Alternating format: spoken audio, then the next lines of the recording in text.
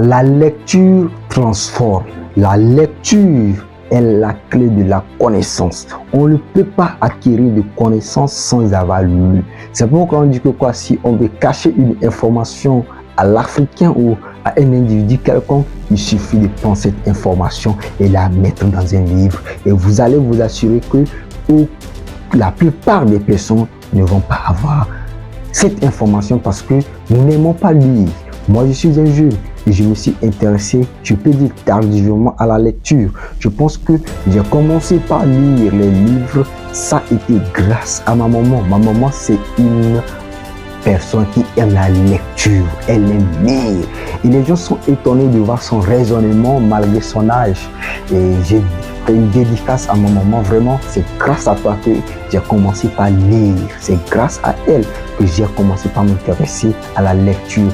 D'ailleurs, le premier roman que j'ai terminé à lire, c'est grâce à ma maman qui m'a qui m'a suggéré ce roman. Elle racontait ce qui était dit dans le roman et cela m'a intéressé à lire ce roman et je l'ai lu jusqu'à la fin. La lecture permet à ce que tu puisses avoir un raisonnement clair. La lecture permet à ce que tu puisses acquérir des informations qui t'aideront à pouvoir être raisonnable dans la société active. Vous savez, il y a certaines personnes que vous connaissez qui ont un point de vue à donner sur n'importe quel sujet. Vous vous demandez, c'est tellement génial, comment ils font pour le faire? C'est justement parce que ces personnes vont à la recherche de la connaissance, à la recherche de l'information.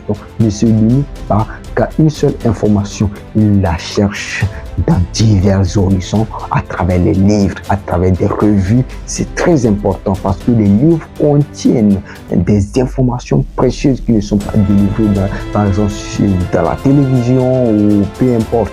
Les livres, c'est la base. Aujourd'hui, tout est devenu digitalisé tellement que les gens sont accrochés à leur téléphone. Ils n'accordent pas une très grande importance aux livres. Clairement, dans ma ville actuellement, je ne vois pas trop de bibliothèques parce qu'aujourd'hui, tout est devenu digitalisé. Tu peux trouver des livres en ligne, tout ça. C'est une bonne chose et je pense que cela facilite. Tu n'as pas besoin d'aller dans une bibliothèque à 10 km de chez toi ou à je ne sais pas combien de kilomètres de chez toi. Lorsque tu es en Afrique, il n'y a pas déjà beaucoup de bibliothèques. Donc, lorsqu'il y a ces ressources en ligne, cela te permet d'aller chercher ces informations, les lire. Moi, j'ai des e-books, des livres numériques dans mon téléphone et je les lis. Et ça sera un combat assez important pour moi cette année parce que ça fait déjà, je pense, quelques mois, j'ai arrêté de lire des livres sur le développement personnel, sur les finances et tout ça. Moi, j'ai lu pratiquement, je peux dire, une vingtaine de livres jusqu'à ce jour et j'ai appris beaucoup de choses. Et l'un des premiers livres que j'ai lu, à part le roman que ma maman m'avait donné, c'est Réfléchissez et devenez riche de Napoléon Hill.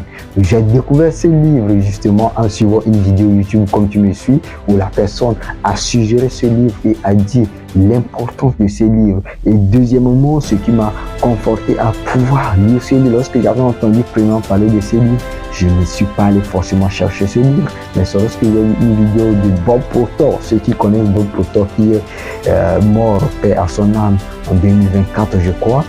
Ce orateur a parlé de Napoléon Hill, de la loi d'attraction et de tout cela. Je traversais une période de difficultés, une période d'échec et cela me faisait très mal et je me suis conforté à travers la lecture.